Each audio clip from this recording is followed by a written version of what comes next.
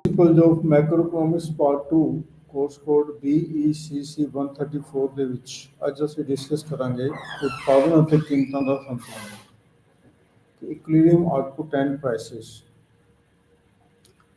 ਪਿਛਲੇ ਲੈਕਚਰਸ ਦੇ ਵਿੱਚ ਅਸੀਂ ਡਿਸਕਸ ਕੀਤਾ ਹੈ ਕਿ ਜਿਹੜੀ ਕੁੱਲ ਮੰਗ ਕਰਵ ਹੈ ਉਹ ਸ਼ੋਅ ਕਰਦੀ ਹੈ ਵਸਤੂ ਬਾਜ਼ਾਰ ਦੇ ਵਿੱਚ ਸੰਤੁਲਨ ਨੂੰ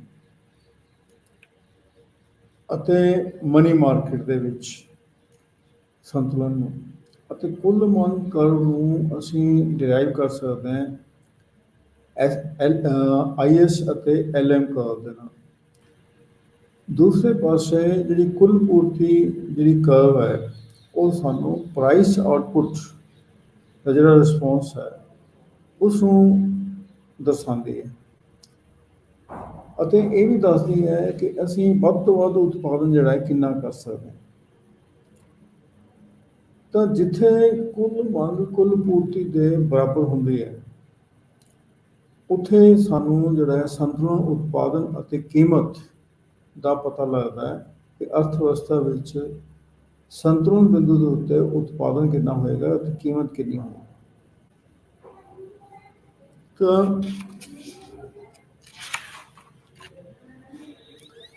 ਅਸੀਂ ਕੀਤਾ ਸੀ ਡਿਸਕਸ ਕਿ ਜਿਹੜੀ ਐਗਰੀਗੇਟ ਸਪਲਾਈ ਕਰਵ ਹੈ ਉਹ ਸ਼ੋਰਟ ਰਨ ਦੇ ਵਿੱਚ ਹੌਰੀਜ਼ੌਂਟਲ ਹੈ, ਪੈਰਲਲ ਟੂ ਐਕਸ ਐਕਸਿਸ, ਅਤੇ ਮੀਡੀਅਮ ਰਨ ਦੇ ਵਿੱਚ ਅਪਵਰਡ ਸਲੋਪਿੰਗ ਹੈ, ਮਤਲਬ ਕਿ ਖੱਬੇ ਤੋਂ ਸੱਜੇ ਨੂੰ ਉੱਪਰ ਵੱਲ ਨੂੰ ਜਾਂਦੀ ਹੈ, ਅਤੇ ਲੌਂਗ ਰਨ ਦੇ ਵਿੱਚ ਇਹ ਵਰਟੀਕਲ ਹੈ।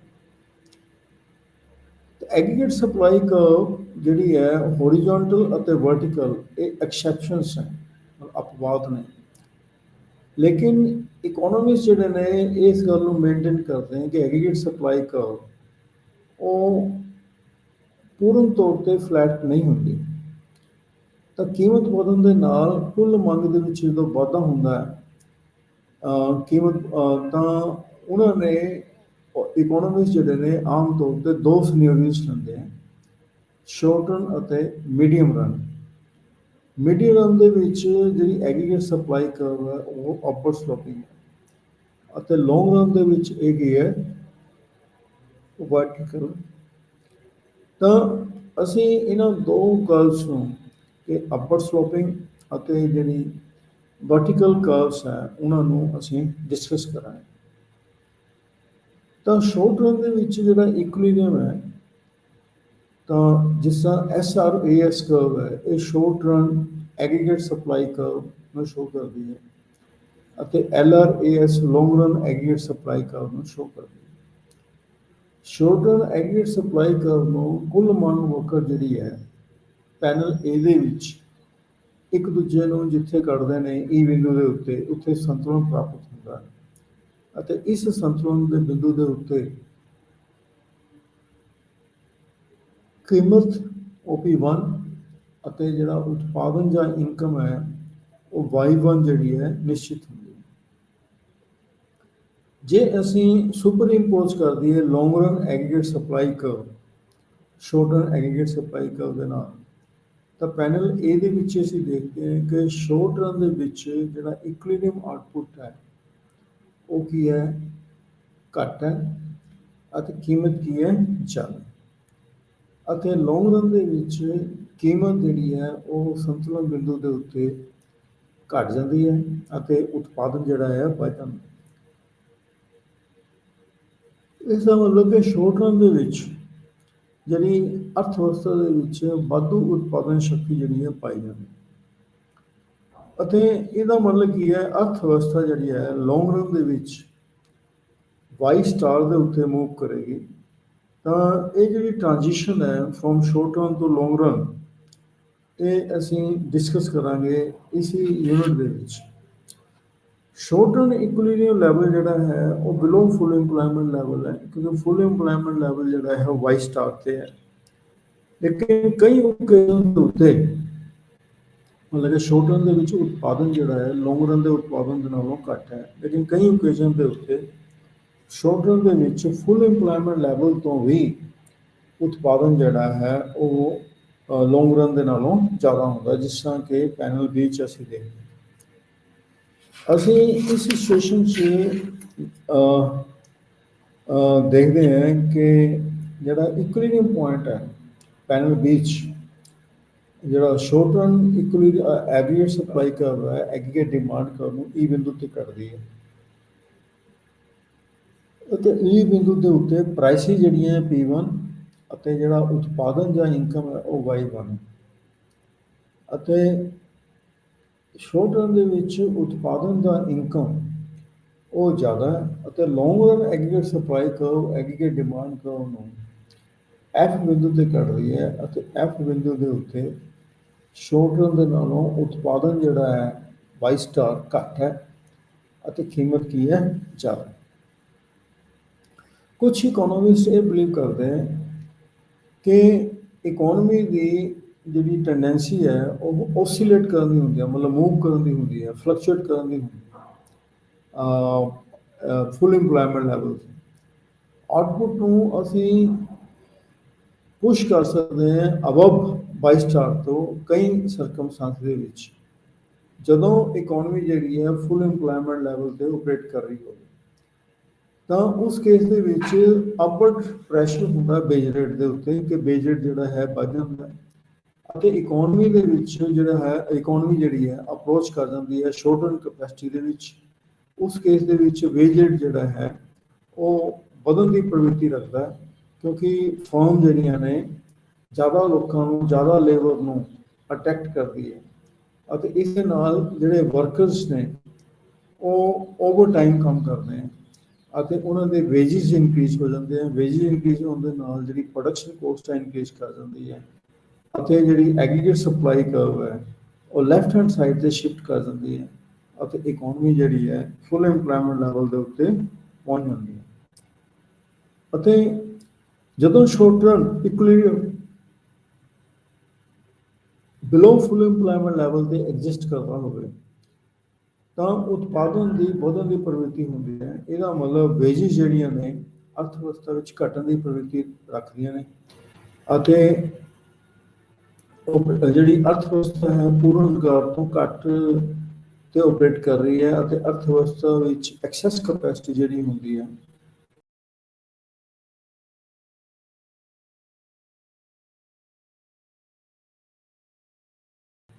ਤਾਂ ਬੇਸਿਕ ਜਿਹੜੇ ਨੇ ਘਟ ਜਾਂਦੇ ਨੇ ਅਤੇ short run aggregate supply curve ਜਿਹੜੀ ਹੈ ਰਾਈਟ ਹੈਂਡ ਸਾਈਡ ਤੇ ਸ਼ਿਫਟ ਕਰ ਦਿੰਦੀ ਹੈ ਅਤੇ ਉਸ ਦੇ ਨਾਲ ਜਿਹੜੀਆਂ ਪ੍ਰਾਈਸਿਸ ਨੇ ਘਟ ਜਾਂਦੇ ਨੇ ਅਤੇ ਐਗਰੀਗੇਟ ਆਊਟਪੁੱਟ ਜਿਹੜੀ ਹੈ ਉਹ ਫੁੱਲ ਇੰਪਲੋਇਮੈਂਟ ਲੈਵਲ ਦੇ ਉੱਤੇ ਪਹੁੰਚ ਜਾਂਦੀ ਹੈ।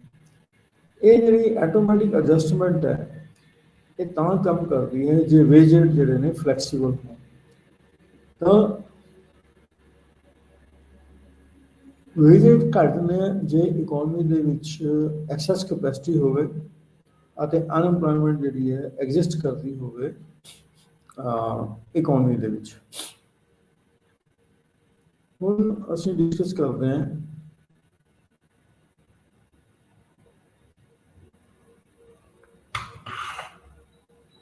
ਲੌਂਗ ਰਨ ਇਕੁਇਲੀਬ੍ਰੀਅਮ।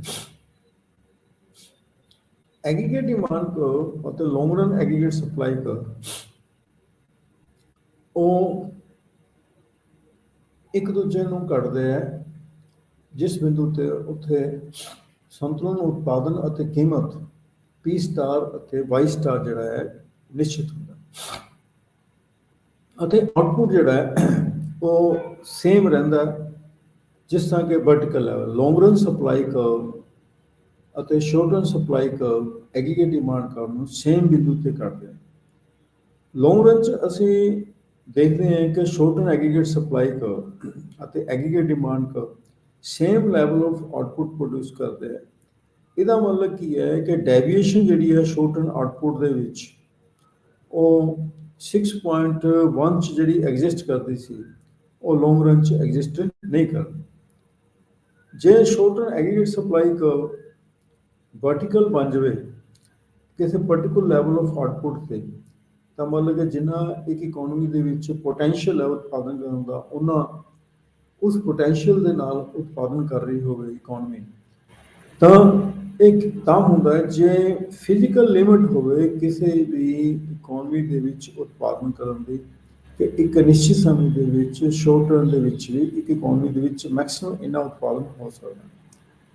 ਤਾਂ ਇਸ ਫਿਜ਼ੀਕਲ ਲਿਮਟ ਤੇ ਸਾਰੇ ਪਲਾਂਟਸ ਜਿਹੜੇ ਨੇ ਉਹ ਰਾਊਂਡ ਦੀ ਕਲੋਕ ਜਿਹੜੇ ਨੇ ਆਪਰੇਟ ਕਰਦੇ ਹੈ ਅਤੇ ਕਈ ਵਰਕਰ ਜਿਹੜੇ ਨੇ ਓਵਰ ਟਾਈਮ ਕੰਮ ਕਰਦੇ ਹੈ ਅਤੇ ਕੋਈ ਜਿਹੜਾ ਸਿਕਲੀਕਲ ਅਨਇੰਪਲੋਇਮੈਂਟ ਜਿਹੜੀ ਹੈ ਅਰਥ ਵਿਵਸਥਾ ਵਿੱਚ ਨਹੀਂ ਪਾਈ ਜਾਂਦੀ। ਤਾਂ ਜੇ ਅਸੀਂ 6.3 ਡਾਇਗਰਾਮ ਦੇ ਵਿੱਚ ਐਡਜਸਟਮੈਂਟ ਪ੍ਰੋਸੈਸ ਨੂੰ ਦੇਖੀਏ ਤਾਂ ਅਸੀਂ ਦੇਖਦੇ ਹਾਂ ਕਿ SRAC1 short run aggregate supply curve ਅਤੇ ਐਗਰੀਗੇਟ ਡਿਮਾਂਡ ਤੋਂ 1 ਦੋਨੋਂ ਇੱਕ ਦੂਜੇ ਨੂੰ ਇਹ ਬਿੰਦੂ ਤੇ ਕੱਟ ਰਹੇ ਨੇ। ਇਹ ਬਿੰਦੂ ਇੱਕ ਸੰਤੁਲਨ ਦਾ ਬਿੰਦੂ ਹੈ। ਇਸ ਸੰਤੁਲਨ ਦੇ ਬਿੰਦੂ ਤੇ ਉਤਪਾਦਨ Y1 ਅਤੇ ਕੀਮਤ ਜਿਹੜੀ ਹੈ P1 ਨਿਸ਼ਚਿਤ ਹੁੰਦੀ ਹੈ। ਕਿਉਂਕਿ ਲੌਂਗ ਰਨ ਐਗਰੀਗੇਟ ਸਪਲਾਈ ਕਰਵ ਵੀ ਇसी ਬਿੰਦੂ ਦੇ ਵਿੱਚੋਂ ਪਾਸ ਕਰ ਰਹੀ ਹੈ। ਤਾਂ ਇਸ ਦਾ ਮਤਲਬ ਕੀ ਹੈ, ਜਿਹੜਾ ਫੁੱਲ ਇੰਪਲੋਇਮੈਂਟ ਲੈਵਲ ਹੈ ਉਹ ਵੀ ਇसी ਲੈਵਲ ਤੇ ਹੈ, Y1 ਲੈਵਲ ਦੇ ਉੱਤੇ ਹੈ। ਹੁਣ ਜੇ ਅਸੀਂ ਮੰਨ ਲਈਏ ਕਿ ਐਗਰੀਗੇਟ ਡਿਮਾਂਡ ਜਿਹੜੀ ਹੈ ਉਹ ਇਨਕਰੀਜ਼ ਕਰ ਜਾਂਦੀ, ਜਿਸ ਦੇ ਕਾਰਨ ਜਿਹੜੀ ਐਗਰੀਗੇਟ ਡਿਮਾਂਡ ਕਰਵ ਹੈ ਉਹ ਸ਼ਿਫਟ ਕਰ ਦਿੰਦੀ ਹੈ AD1 ਤੋਂ AD2। ਤਾਂ ਲੇਕਿਨ ਇਸ ਲੈਵਲ ਤੇ ਜਦੋਂ ਕੁੱਲ ਮੰਗ ਵਧ ਰਹੀ ਹੈ, ਕੁੱਲ ਮੰਗ ਜਦੋਂ ਵਧ ਗਈ ਤਾਂ ਉਤਪਾਦਨ ਦੇ ਵਿੱਚ ਵਾਧਾ ਤਾਂ ਹੋ ਨਹੀਂ ਸਕਦਾ, ਪਰੰਤੂ ਕੀਮਤ ਦੇ ਵਿੱਚ ਵਾਧਾ ਜਿਹੜਾ ਹੈ ਹੋਏਗਾ। ਤਾਂ ਸਾਨੂੰ ਪਤਾ ਹੈ ਕਿ ਪ੍ਰੋਡਕਸ਼ਨ ਕਪੈਸਿਟੀ ਜਿਹੜੀ ਹੈ ਇਕੋਨਮੀ ਦੇ ਵਿੱਚ ਸ਼ਾਰਟ ਰਨ ਦੇ ਵਿੱਚ ਇਨਕਰੀਜ਼ ਨਹੀਂ ਕੀਤੀ ਜਾ ਸਕਦੀ। ਤਾਂ ਇਕੋਨਮੀ ਜਿਹੜੀ ਹੈ ਉਹ short run aggregate supply curve SRAS1 ਤੇ ਹੀ ਆਪਰੇਟ ਕਰੇਗੀ। ਤਾਂ ਉਸ ਹਾਲਤ ਦੇ ਵਿੱਚ ਜਦੋਂ ਐਗਰੀਗੇਟ ਡਿਮਾਂਡ ਕਰਵ ਸ਼ਿਫਟ ਕਰਦੀ ਹੈ ਤਾਂ ਪ੍ਰਾਈਸ ਅਤੇ ਆਊਟਪੁੱਟ ਜਿਹੜੇ ਨੇ, ਪ੍ਰਾਈਸ ਜਿਹੜੀ ਹੈ ਉਹ P1 ਤੋਂ ਵੱਧ ਕੇ P2 ਅਤੇ ਆਊਟਪੁੱਟ ਜਿਹੜਾ ਹੈ ਸ਼ਾਰਟ ਰਨ ਦੇ ਵਿੱਚ Y1 ਤੋਂ ਵੱਧ ਕੇ Y2 ਜਿਹੜੀ ਹੈ ਬਚੇਗੀ ਅਤੇ ਨਵਾਂ ਇਕੁਇਲੀਬਰੀਅਮ ਪੁਆਇੰਟ ਜਿਹੜਾ ਹੈ ਉਹ B ਬਿੰਦੂ ਤੇ ਐਸਟੈਬਲਿਸ਼ ਹੋ ਜਾਏਗਾ, ਜਿੱਥੇ ਐਗਰੀਗੇਟ ਡਿਮਾਂਡ ਕਰਵ 2 ਅਤੇ short run aggregate supply curve S1 B ਬਿੰਦੂ ਤੇ ਕੱਟ ਗਈ। ਤਾਂ AD2 ਅਤੇ short run aggregate supply curve S1 B ਬਿੰਦੂ ਤੇ ਕੱਟ ਗਈ। ਤਾਂ ਹੁਣ ਜਦੋਂ ਪ੍ਰਾਈਸ ਲੈਵਲ ਇਨਕਰੀਜ਼ ਕਰਦੀ ਹੈ, ਜਦੋਂ ਆਊਟਪੁੱਟ ਵੀ ਇਨਕਰੀਜ਼ ਕਰ ਗਈ, ਪ੍ਰਾਈਸ ਲੈਵਲ ਵੀ ਇਨਕਰੀਜ਼ ਕਰ ਗਈ, ਤਾਂ ਪ੍ਰਾਈਸ ਲੈਵਲ ਦੇ ਇਨਕਰੀਜ਼ ਕਰਨ ਦੇ ਰਿਸਪੌਂਸ ਦੇ ਵਿੱਚ ਵਰਕਰ ਜਿਹੜੇ ਨੇ ਉਹ ਡਿਮਾਂਡ ਕਰਦੇ ਨੇ ਕਿ ਸਾਡੇ ਵੇਜਿਸ ਵਧਾਓ। ਜਦੋਂ ਵੇਜਿਸ ਦੀ ਮੂਵਮੈਂਟ ਹੁੰਦੀ ਹੈ ਤਾਂ short run aggregate supply curve ਜਿਹੜੀ ਹੈ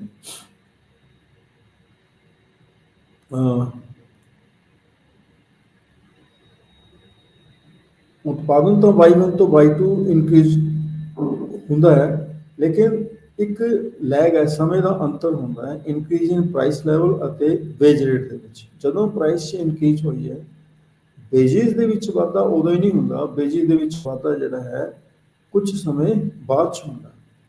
ਤਾਂ ਜਦੋਂ ਵੇਜਿਸ ਇਨਕਰੀਜ਼ ਹੁੰਦਾ ਹੈ ਤਾਂ ਕੋਸਟ ਆਫ ਪ੍ਰੋਡਕਸ਼ਨ ਜਿਹੜੀ ਹੈ ਇਨਕਰੀਜ਼ ਹੁੰਦੀ ਹੈ। ਜੇ ਕੋਸਟ ਆਫ ਪ੍ਰੋਡਕਸ਼ਨ ਇਨਕਰੀਜ਼ ਹੋਏਗੀ ਤਾਂ ਸਪਲਾਈ ਜਿਹੜੀ ਹੈ ਉਹ ਘੱਟ ਜਾਏਗੀ। ਸਪਲਾਈ ਜਦੋਂ ਘੱਟ ਜਾਏਗੀ ਤਾਂ short run aggregate supply curve ਜਿਹੜੀ ਹੈ ਉਹ ਲੈਫਟ ਹੈਂਡ ਸਾਈਡ ਤੇ ਸ਼ਿਫਟ ਕਰ ਦੇਗੀ। ਜਦੋਂ ਲੈਫਟ ਹੈਂਡ ਸਾਈਡ ਤੇ ਸ਼ਿਫਟ ਕਰ ਜਾਏਗੀ ਤਾਂ short run aggregate supply curve SRAS2 shift ਕਰ ਜਾਏਗੀ। ਤਾਂ ਇਕੁਇਲੀਬਰੀਅਮ ਜਿਹੜਾ ਹੈ ਐਗਰੀਗੇਟ ਡਿਮਾਂਡ 2 ਦਾ ਅਤੇ short run aggregate supply curve 2 ਦਾ ਉਹ C ਬਿੰਦੂ ਤੇ ਪ੍ਰਾਪਤ ਹੁੰਦਾ।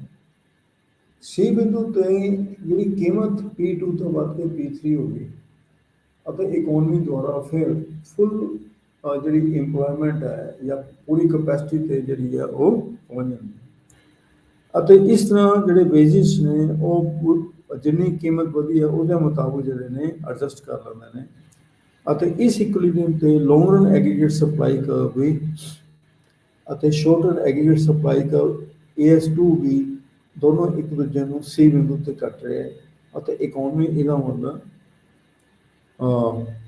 ਫੁੱਲ ਇੰਪਲੋਇਮੈਂਟ ਲੈਵਲ ਦੇ ਉੱਤੇ ਜਾਂ ਪੂਰੀ ਕਪੈਸਿਟੀ ਦੇ ਮੁਤਾਬਕ ਜਿਹੜੀ ਹੈ ਪ੍ਰੋਡਿਊਸ ਕਰ ਰਹੀ ਹੈ। ਜਿਹੜਾ ਡਿਫਰੈਂਸ ਹੈ ਐਕਚੁਅਲ ਆਊਟਪੁੱਟ ਅਤੇ ਫੁੱਲ ਇੰਪਲੋਇਮੈਂਟ ਆਊਟਪੁੱਟ, ਇਸ ਨੂੰ ਅਸੀਂ ਕੀ ਕਹਿੰਦੇ ਹਾਂ, ਆਊਟਪੁੱਟ ਗੈਪ ਕਹਿ ਦਿੰਦੇ ਹਾਂ। ਜਿਸ ਤਰ੍ਹਾਂ ਅਸੀਂ ਆਊਟਪੁੱਟ ਗੈਪ ਜਿਹੜਾ ਹੈ ਵਾਈ ਏ ਕੀ ਹੈ, ਐਕਚੁਅਲ ਆਊਟਪੁੱਟ, ਅਤੇ ਵਾਈ ਸਟਾਰ ਕੀ ਹੈ, ਪੋਟੈਂਸ਼ੀਅਲ ਆਊਟਪੁੱਟ। ਤਾਂ ਇਹ ਜਿਹੜਾ ਪੋਟੈਂਸ਼ੀਅਲ ਆਊਟਪੁੱਟ ਅਤੇ ਐਕਚੁਅਲ ਆਊਟਪੁੱਟ ਦੇ ਵਿੱਚ ਜਿਹੜਾ ਡਿਫਰੈਂਸ ਹੈ, ਇਸ ਨੂੰ ਅਸੀਂ ਕਹਿ ਦਿੰਦੇ ਹਾਂ ਆਊਟਪੁੱਟ ਗੈਪ। ਮਤਲਬ ਕਿ ਇੱਕ ਇਕੋਨਮੀ ਦੇ ਵਿੱਚ ਜਿਹੜਾ ਉਤਪਾਦਨ ਕਰਨ ਦੀ ਅਕਸ਼ਮਤਾ ਹੈ ਉਹ ਵਾਈ ਸਟਾਰ ਜਿੰਨੀ ਹੈ, ਲੇਕਿਨ ਉਤਪਾਦਨ ਕਿੰਨਾ ਹੋ ਰਿਹਾ ਹੈ, ਉਹ ਘੱਟ ਹੋ ਰਿਹਾ ਹੈ। ਤਾਂ ਦੋਨਾਂ ਦੇ ਵਿੱਚ ਜਿਹੜਾ ਡਿਫਰੈਂਸ ਹੈ, ਇਸ ਨੂੰ ਅਸੀਂ ਆਊਟਪੁੱਟ ਗੈਪ ਜਿਹੜਾ ਹੈ ਕਹਿ ਦਿੰਦੇ ਹਾਂ। ਅਤੇ ਐਕਚੁਅਲ ਆਊਟਪੁੱਟ ਜਿਹੜਾ ਹੈ ਉਹ ਨਿਸ਼ਚਿਤ ਹੁੰਦਾ ਹੈ ਜਦੋਂ ਐਗਰੀਗੇਟ ਡਿਮਾਂਡ ਅਤੇ ਸ਼ੋਰਟ ਟਰਮ ਐਗਰੀਗੇਟ ਸਪਲਾਈ ਇੱਕ ਦੂਜੇ ਨੂੰ ਕੱਟਦੇ ਹੈ। ਅਤੇ ਪੋਟੈਂਸ਼ੀਅਲ ਆਊਟਪੁੱਟ ਉੱਥੇ ਨਿਸ਼ਚਿਤ ਹੁੰਦਾ ਹੈ ਜਿੱਥੇ ਐਗਰੀਗੇਟ ਡਿਮਾਂਡ ਲੌਂਗ ਰਨ ਐਗਰੀਗੇਟ ਸਪਲਾਈ ਕਰਵ ਨੂੰ ਇੱਕ ਦੂਜੇ ਨੂੰ ਕੱਟਦੇ। ਜੇ ਅਸੀਂ ਪੈਨਲ A 'ਚ ਦੇਖੀਏ 6.1 ਡਾਇਗਰਾਮ ਦੇ ਪੈਨਲ A 'ਚ, ਤਾਂ ਜਿਹੜਾ ਵਾਈ ਸਟਾਰ ਹੈ ਉਹ ਪੋਟੈਂਸ਼ੀਅਲ ਆਊਟਪੁੱਟ ਨੂੰ ਸ਼ੋ ਕਰਦਾ ਹੈ, ਅਤੇ ਜਿਹੜਾ Y1 ਹੈ ਇਹ ਐਕਚੁਅਲ ਆਊਟਪੁੱਟ ਨੂੰ ਸ਼ੋ ਕਰਦਾ ਹੈ। ਤਾਂ Y1 ਅਤੇ Y ਸਟਾਰ ਇਹ ਸਾਨੂੰ ਆਊਟਪੁੱਟ ਗੈਪ ਨੂੰ ਸ਼ੋ ਕਰਦਾ ਹੈ, ਆਊਟਪੁੱਟ ਗੈਪ ਨੂੰ ਦੱਸਦਾ ਹੈ। ਇਹ ਆਊਟਪੁੱਟ ਗੈਪ ਜਿਹੜਾ ਹੈ ਪੋਜ਼ਿਟਿਵ ਆਊਟਪੁੱਟ ਗੈਪ। ਅਤੇ ਪੈਨਲ B ਦੇ ਵਿੱਚ ਅਸੀਂ ਦੇਖਦੇ ਹਾਂ ਕਿ ਪੋਟੈਂਸ਼ੀਅਲ ਆਊਟਪੁੱਟ ਜਿਹੜਾ ਹੈ ਉਹ ਘੱਟ ਹੈ ਅਤੇ ਐਕਚੁਅਲ ਆਊਟਪੁੱਟ ਕੀ ਹੈ, ਜ਼ਿਆਦਾ। ਤਾਂ ਕਿਉਂਕਿ ਪੋਟੈਂਸ਼ੀਅਲ ਆਊਟਪੁੱਟ ਘੱਟ ਹੈ ਅਤੇ ਐਕਚੁਅਲ ਆਊਟਪੁੱਟ ਜ਼ਿਆਦਾ ਹੈ, ਤਾਂ ਇਸ ਲਈ ਜਿਹੜਾ ਆਊਟਪੁੱਟ ਗੈਪ ਹੈ ਇਹ ਕੀ ਹੈ, ਨੈਗੇਟਿਵ। ਹੁਣ ਅਸੀਂ ਇਹ ਡਿਸਕਸ ਕਰਨਾ ਕਿ ਫਿਸਕਲ ਪਾਲਿਸੀ ਅਤੇ ਮੋਨਟਰੀ ਪਾਲਿਸੀ ਦਾ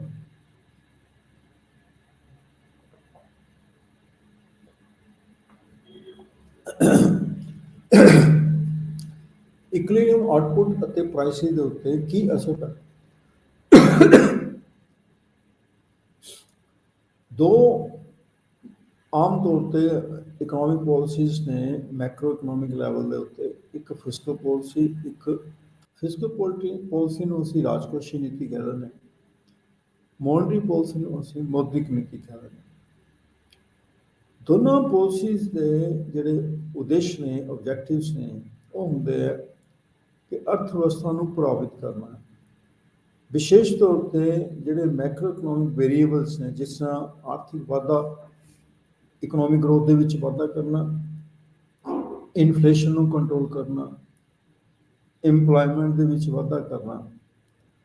ਅਤੇ ਫਿਸਕਲ ਪਾਲਿਸੀ ਤੋਂ ਕੀ ਭਾਵ ਹੈ, ਉਹ ਫੈਸਲੇ ਜਿਹੜੇ ਕਿ ਗੌਰਮੈਂਟ ਲੈਂਦੀ ਹੈ ਸਰਕਾਰੀ ਖਰਚ ਅਤੇ ਟੈਕਸਿਸ ਨੂੰ ਲੈ ਕੇ। ਅਤੇ ਮੋਨਟਰੀ ਪਾਲਿਸੀ ਦੂਜੇ ਪਾਸੇ ਉਹ ਡਿਸੀਜ਼ਨ ਨੇ ਜਿਹੜਾ ਕਿ ਕਿਸੇ ਵੀ ਦੇਸ਼ ਦਾ ਜਿਹੜਾ ਕੇਂਦਰੀ ਬੈਂਕ ਹੈ, ਉਦਾਹਰਨ ਦੇ ਤੌਰ ਤੇ ਸਾਡੇ ਦੇਸ਼ ਦਾ ਕੇਂਦਰੀ ਬੈਂਕ ਜਿਹੜਾ ਰਿਜ਼ਰਵ ਬੈਂਕ ਆਫ ਇੰਡੀਆ, ਉਹ ਮਨੀ ਸਪਲਾਈ ਨੂੰ ਅਤੇ ਰੇਟ ਆਫ ਇੰਟਰਸਟ ਨੂੰ ਲੈ ਕੇ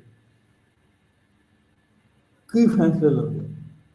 ਬੇਸਿਕਲੀ ਜਿਹੜੀ ਗੌਰਮੈਂਟ ਦੋ ਤਰ੍ਹਾਂ ਦੀਆਂ ਪਾਲਿਸੀਜ਼ ਨੂੰ ਅਡੋਪਟ ਕਰਦੀ, ਇੱਕ ਐਕਸਪੈਂਸ਼ਨਰੀ ਵਿਸਤਾਰਵਾਦੀ ਨੀਤੀ ਅਤੇ ਇੱਕ ਸੰਕੁਚਨ ਵਾਲੀ ਨੀਤੀ।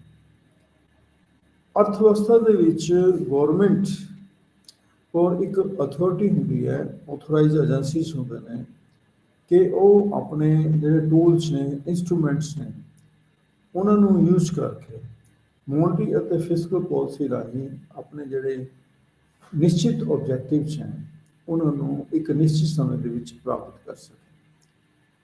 ਸਾਨੂੰ ਭਲੀ ਭਾਂਤੀ ਪਤਾ ਹੈ ਕਿ ਜਿਹੜੇ ਬਿਜ਼ਨਸ ਸਾਈਕਲਸ ਨੇ, ਵਪਾਰੀ ਚੱਕਰ ਨੇ, ਉਹਦੇ ਨਾਲ ਜਿਹੜੀ ਅਰਥ ਵਿਵਸਥਾ ਵਿੱਚ ਉਤਾਰ ਚੜਾਅ ਆਉਂਦੇ ਨੇ।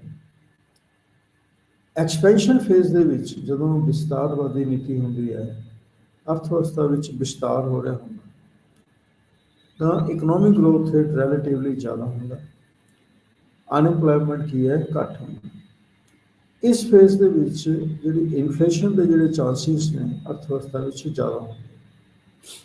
ਦੂਸਰੇ ਪਾਸੇ ਰਿਸੈਸ਼ਨ ਦੇ ਵਿੱਚ ਜਦੋਂ ਬਿਜ਼ਨਸ ਸਾਈਕਲ ਦੇ ਵਿੱਚ ਮੰਦੀ ਕਾਲ ਦਾ ਸਮਾਂ ਹੋਵੇ ਜਾਂ ਸੁਸਤੀ ਦਾ ਸਮਾਂ ਹੋਵੇ,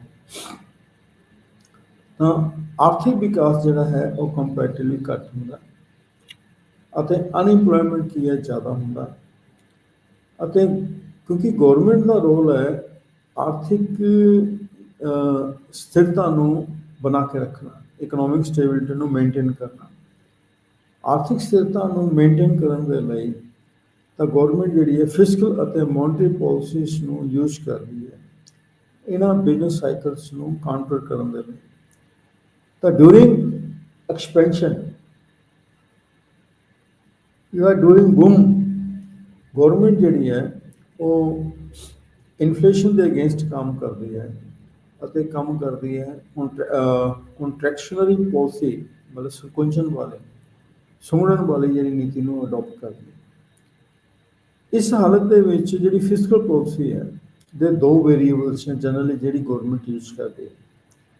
ਇੱਕ ਗੌਰਮੈਂਟ ਐਕਸਪੈਂਡੀਚਰ ਜਾਂ ਗੌਰਮੈਂਟ ਪਰਚੇਜਿਸ, ਦੂਸਰਾ ਕੀ ਹੈ ਟੈਕਸ ਰੇਟ। ਤਾਂ ਇਹਨਾਂ ਦੇ ਜਿਹੜੇ ਇੰਪੈਕਟ ਨੇ ਦੋਨਾਂ ਵੇਰੀਏਬਲਸ ਦੇ ਐਗਰੀਗੇਟ ਡਿਮਾਂਡ 'ਤੇ ਕੀ ਹੋਏਗਾ ਇਸ ਨੂੰ ਅਸੀਂ ਡਿਸਕਸ ਕਰਦੇ ਹਾਂ। ਤਾਂ ਇਸੇ ਤਰ੍ਹਾਂ ਜਿਹੜਾ ਇੰਪੈਕਟ ਆਫ ਚੇਂਜ ਹੈ ਗੌਰਮੈਂਟ ਐਕਸਪੈਂਡੀਚਰ ਦਾ ਅਤੇ ਨੈਟ ਟੈਕਸਿਸ ਦਾ, ਉਹ ਐਗਰੀਗੇਟ ਸਪਲਾਈ 'ਤੇ ਕੀ ਪੈਂਦਾ ਉਹਨੂੰ ਵੀ ਅਸੀਂ ਡਿਸਕਸ ਕਰਨਾ। ਤਾਂ ਜਦੋਂ ਐਕਸਪੈਂਸ਼ਨਰੀ ਫਿਸਕਲ ਪਾਲਿਸੀ ਮਤਲਬ ਵਿਸਤਾਰਵਾਦੀ ਫਿਸਕਲ ਪਾਲਿਸੀ ਨੂੰ ਅਡੋਪਟ ਕੀਤਾ ਜਾਂਦਾ ਹੈ ਤਾਂ ਉਸ ਹਾਲਤ ਦੇ ਵਿੱਚ ਗੌਰਮੈਂਟ ਆਪਣੇ ਐਕਸਪੈਂਡੀਚਰ ਜਿਹੜੀ ਹੈ ਵਧਾ ਦਿੰਦੀ ਹੈ ਅਤੇ ਟੈਕਸ ਰੇਟ ਨੂੰ ਘਟਾ ਦਿੰਦੀ ਹੈ। ਜਦੋਂ ਟੈਕਸ ਰੇਟ ਨੂੰ ਘਟਾਉਂਦੀ ਹੈ ਤਾਂ ਘਰੇਲੂ ਖੇਤਰ ਦੇ ਵਿੱਚ ਜਿਹੜੀ ਇਨਕਮ ਹੈ, ਡਿਸਪੋਜ਼ਲ ਇਨਕਮ, ਜਿਸ ਇਨਕਮ ਨੂੰ ਖਰਚ ਕਰ ਸਕਦੇ ਆ, ਉਹ ਆਮਦਨ ਵੱਧ ਜਾਂਦੀ ਹੈ। ਜਦੋਂ ਉਹਨਾਂ ਦੀ ਖਰਚਯੋਗ ਆਮਦਨ ਵੱਧ ਜਾਂਦੀ ਹੈ ਤਾਂ ਕੰਜ਼ੰਪਸ਼ਨ ਡਿਮਾਂਡ ਜਿਹੜੀ ਹੈ, ਉਪਭੋਗ ਦੀ ਮੰਗ ਜਿਹੜੀ ਹੈ ਵੱਧ ਜਾਂਦੀ ਹੈ। ਜਦੋਂ ਉਪਭੋਗ ਦੀ ਮੰਗ ਵੱਧ ਜਾਂਦੀ ਹੈ ਤਾਂ ਐਗਰੀਗੇਟ ਡਿਮਾਂਡ ਕਰਵ ਜਿਹੜਾ ਉਹ ਸੱਜੇ ਪਾਸੇ ਨੂੰ ਸ਼ਿਫਟ ਕਰ ਜਾਂਦਾ। ਅਤੇ ਜਦੋਂ ਗੌਰਮੈਂਟ ਕੰਟਰੈਕਸ਼ਨਰੀ ਫਿਸਕਲ ਪਾਲਿਸੀ ਨੂੰ ਅਡੋਪਟ ਕਰਦੀ ਹੈ ਤਾਂ ਗੌਰਮੈਂਟ ਐਕਸਪੈਂਡੀਚਰ ਜਿਹੜੇ ਨੇ ਘੱਟ ਜਾਂਦੇ ਨੇ ਅਤੇ ਟੈਕਸ ਰੇਟ ਕੀ ਹੈ ਵੱਧ ਜਾਂਦਾ। ਤਾਂ ਮੋਨਟਰੀ ਪਾਲਿਸੀ ਦੇ ਜਿਹੜੇ ਵੇਰੀਏਬਲਸ ਨੇ ਉਹ ਮਨੀ ਸਪਲਾਈ ਨੂੰ, that is quantity of money supply, generally M3, ਉਸ ਨੂੰ ਕੰਟਰੋਲ ਕਰਨ ਦੇ ਲਈ ਅਡੋਪਟ ਕਰਦੇ ਅਤੇ ਇੰਟਰਸਟ ਰੇਟ ਨੂੰ ਕੰਟਰੋਲ ਕਰਦੇ। ਇਹ ਦੋਨੋਂ ਵੇਰੀਏਬਲ ਜਿਹੜੇ ਨੇ ਮਨੀ ਸਪਲਾਈ ਅਤੇ ਰੇਟ ਆਫ ਇੰਟਰਸਟ, ਇਹ ਇੱਕ ਦੂਜੇ ਨਾਲ ਰਿਲੇਟਿਡ ਹੈ।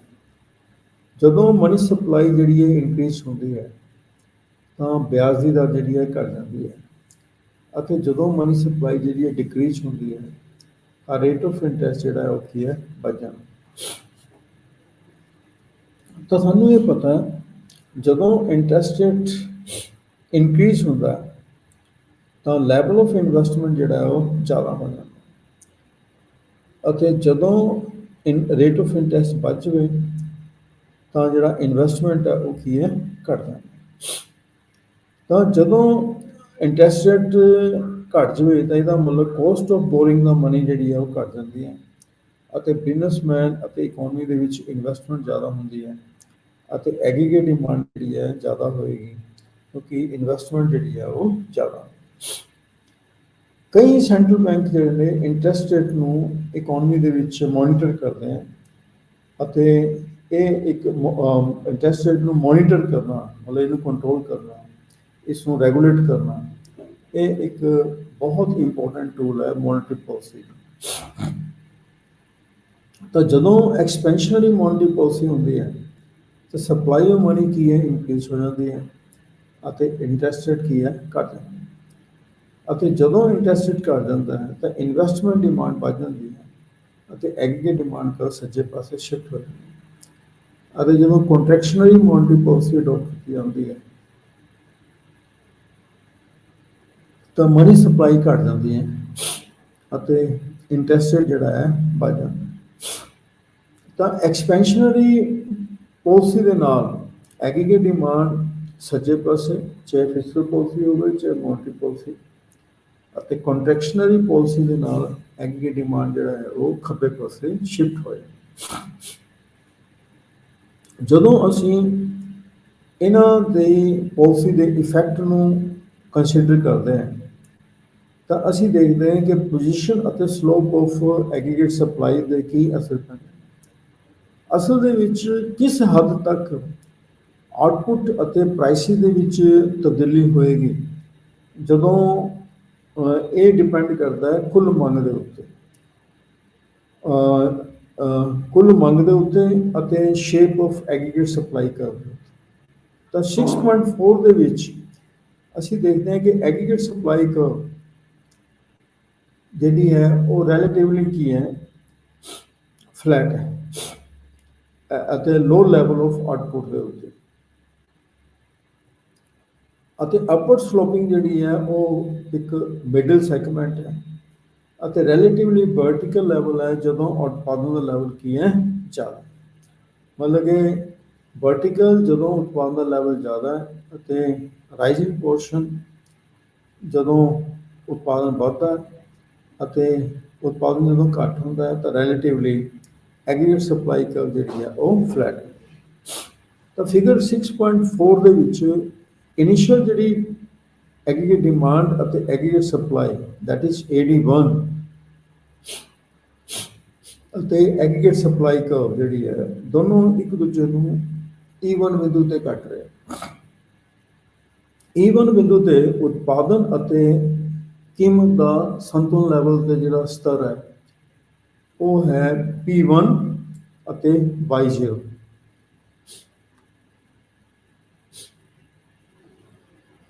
ਪੈਨਲ B ਦੇ ਵਿੱਚ ਜਿਹੜਾ ਹੈ ਉਹ ਪੈਨਲ A ਦੇ ਵਿੱਚ P1 ਅਤੇ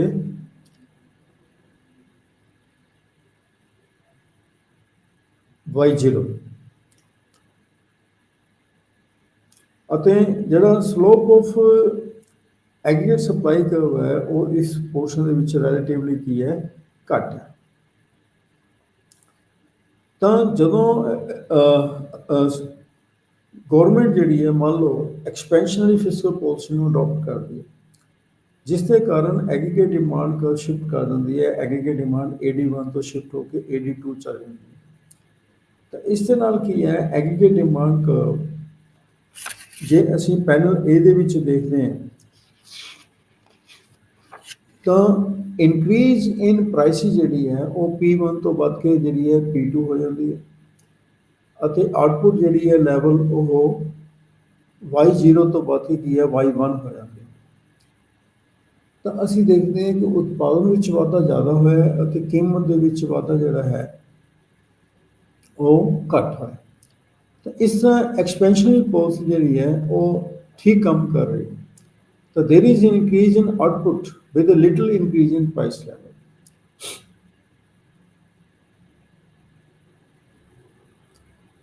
ਤਾਂ ਜੇ ਇਨੀਸ਼ੀਅਲ ਇਕੁਇਲੀਬ੍ਰੀਅਮ ਜਿਹੜਾ ਹੈ ਉਹ ਸਟੀਪਰ ਪੋਰਸ਼ਨ ਤੇ ਹੋਵੇ, ਸਟੀਪਰ ਸੈਕਸ਼ਨ ਤੇ ਹੋਵੇ, ਜਿਸ ਤਰ੍ਹਾਂ ਕਿ ਪੈਨਲ B 'ਚ ਅਸੀਂ ਦੇਖਦੇ ਹਾਂ, ਤਾਂ ਉਸ ਹਾਲਤ ਦੇ ਵਿੱਚ ਜਦੋਂ ਐਕਸਪੈਂਸ਼ਨਰੀ ਪਾਲਿਸੀ ਅਸੀਂ ਅਡੋਪਟ ਕਰਦੇ ਹਾਂ, ਤਾਂ ਐਕਸਪੈਂਸ਼ਨਰੀ ਪਾਲਿਸੀ ਮੀਨਸ ਜਦੋਂ ਗੌਰਮੈਂਟ ਆਪਣਾ ਐਕਸਪੈਂਡੀਚਰ ਇਨਕਰੀਜ਼ ਕਰਦੀ ਹੈ, ਟੈਕਸ ਰੇਟ ਨੂੰ ਘਟਾਉਂਦੀ ਹੈ, ਅਤੇ ਮੋਨਟਰੀ ਪਾਲਿਸੀ ਅਡੋਪਟ ਕਰਕੇ ਸਪਲਾਈ ਆਫ ਮਨੀ ਕੀ ਹੈ ਇਨਕਰੀਜ਼ ਹੋ ਜਾਂਦੀ ਹੈ, ਰੇਟ ਆਫ ਇੰਟਰਸਟ ਘੱਟ ਜਾਂਦਾ ਹੈ,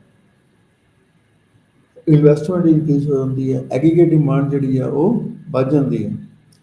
ਤਾਂ ਉਸ ਹਾਲਤ ਦੇ ਵਿੱਚ ਅਸੀਂ ਦੇਖਦੇ ਹਾਂ ਕਿ ਸ਼ੁਰੂ ਵਿੱਚ ਐਗਰੀਗੇਟ ਸਪਲਾਈ ਕਰਵ ਅਤੇ ਐਗਰੀਗੇਟ ਡਿਮਾਂਡ ਕਰਵ ਜਿਸ ਬਿੰਦੂ ਤੇ ਘਟ ਰਿਹਾ E1 ਬਿੰਦੂ ਦੇ ਉੱਤੇ, ਉੱਥੇ ਸੰਤੁਲਨ ਕੀਮਤ P1 ਅਤੇ ਸੰਤੁਲਨ ਆਮਦਨ ਜਾਂ ਉਤਪਾਦਨ Y0 ਨਿਸ਼ਚਿਤ।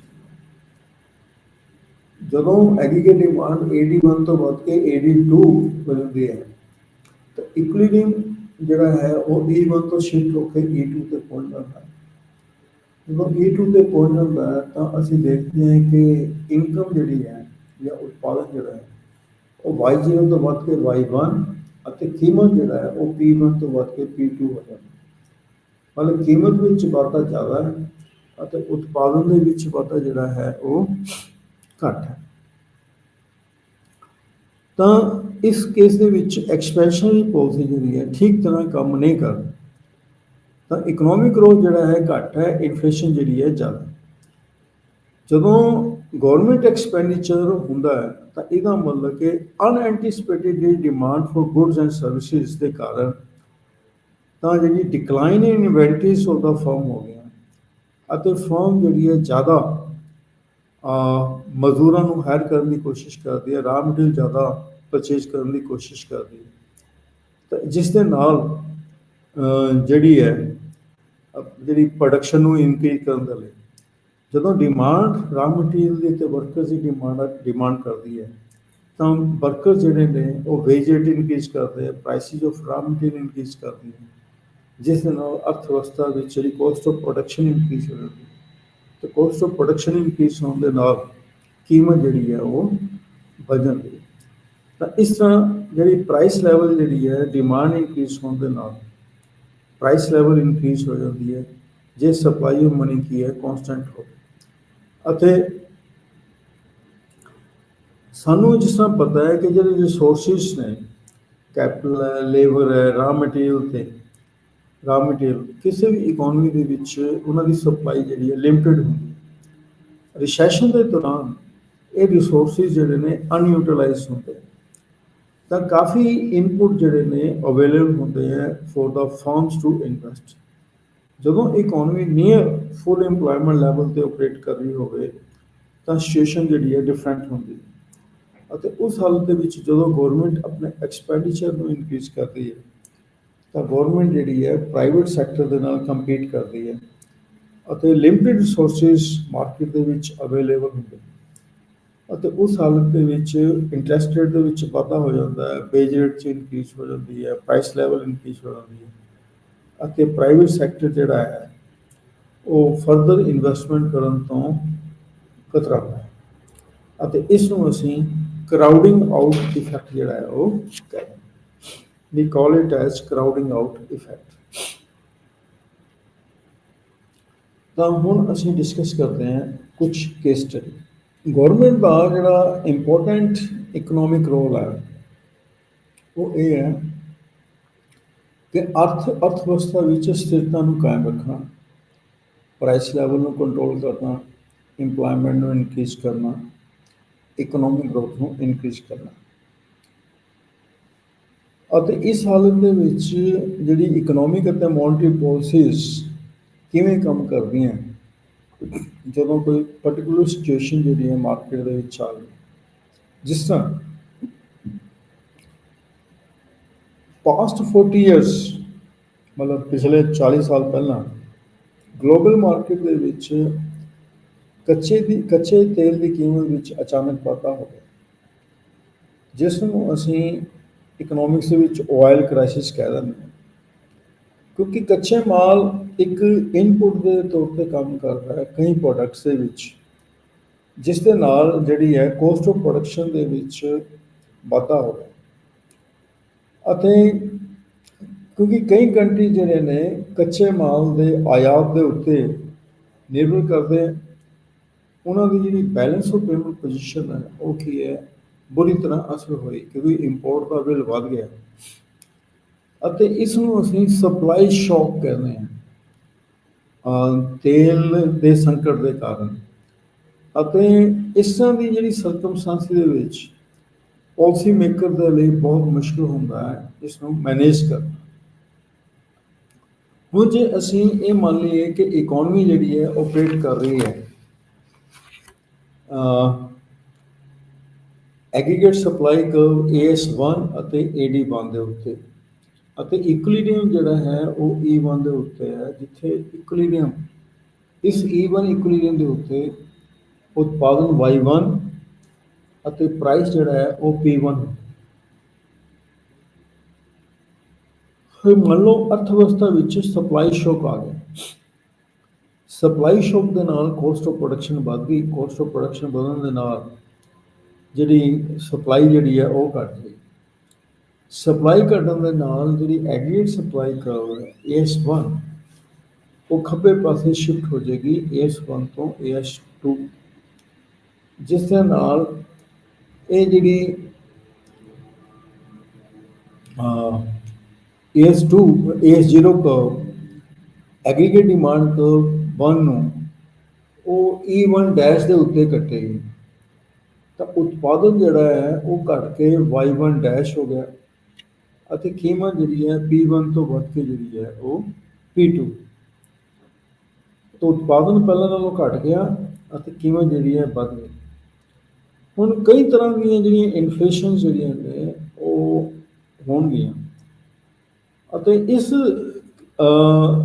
ਕੇਸ ਦੇ ਵਿੱਚ ਅਸੀਂ ਜੇ ਇਨਫਲੇਸ਼ਨ ਨੂੰ ਦੇਖੀਏ, that is non as the cost push inflation ਜਾਂ ਸਪਲਾਈ ਸਾਈਡ ਇਨਫਲੇਸ਼ਨ, ਕਿਉਂਕਿ ਇਹ ਕੀਮਤ ਵਿੱਚ ਵਾਧਾ ਉਤਪਾਦਨ ਦੀ ਲਾਗਤ ਵਿੱਚ ਵਾਧੇ ਦੇ ਕਾਰਨ ਹੋਇਆ, ਜਿੱਥੇ ਨਾਲ ਉਤਪਾਦਨ ਜਿਹੜਾ ਹੈ ਉਹ ਪਹਿਲਾਂ ਨਾਲੋਂ ਘੱਟ ਗਿਆ। ਜੇ ਅਸੀਂ ਇਹ ਅਯੂਮ ਕਰ ਲਈਏ ਕਿ ਗੌਰਮੈਂਟ ਜਿਹੜਾ ਹੈ ਰਿਐਕਟ ਨਾ ਕਰੇ ਐਗਰੀਗੇਟ ਸਪਲਾਈ ਵਿੱਚ ਘਟਣ ਦੇ ਨਾਲ, ਜਦੋਂ ਆਪਣੀ ਫਿਸਕਲ ਪਾਲਿਸੀ ਤੇ ਮੋਨਟਰੀ ਪਾਲਿਸੀ ਵਿੱਚ ਚੇਂਜ ਨਾ ਕਰੇ, ਤਾਂ ਐਗਰੀਗੇਟ ਡਿਮਾਂਡ ਕਰਵ ਜਿਹੜਾ ਹੈ ਉਹ ਸ਼ਿਫਟ ਨਹੀਂ ਕਰੇ। ਹੁਣ ਜੇ ਗੌਰਮੈਂਟ ਜਿਹੜਾ ਹੈ ਮੋਨਟਰੀ ਪਾਲਿਸੀ ਮੇਜਰਸ ਅਡਾਪਟ ਕਰਦਾ ਹੈ, ਸਪਲਾਈ ਆਫ ਮਨੀ ਇਨਕਰੀਜ਼ ਕਰਦੀ ਹੈ ਅਤੇ ਰੇਟ ਆਫ ਇੰਟਰਸਟ ਜਿਹੜਾ ਘੱਟ ਜਾਂਦਾ ਹੈ ਅਤੇ ਫਿਸਕਲ ਪਾਲਿਸੀ ਮੇਜਰਸ ਰਾਹੀਂ ਗੌਰਮੈਂਟ ਐਕਸਪੈਂਡੀਚਰ ਜਿਹੜੇ ਨੇ ਇਨਕਰੀਜ਼ ਹੁੰਦੇ ਅਤੇ ਟੈਕਸ ਦਾ ਰੇਟ ਘੱਟਦਾ ਹੈ, ਤਾਂ ਉਸ ਹਾਲਤ ਦੇ ਵਿੱਚ ਐਗਰੀਗੇਟ ਡਿਮਾਂਡ ਕਰਵ ਜਿਹੜੀ ਹੈ ਉਹ ਸ਼ਿਫਟ ਕਰੇਗੀ AD1 ਤੋਂ AD2 ਰਾਈਟ ਹੈਂਡ ਸਾਈਡ ਦੇ ਉੱਤੇ।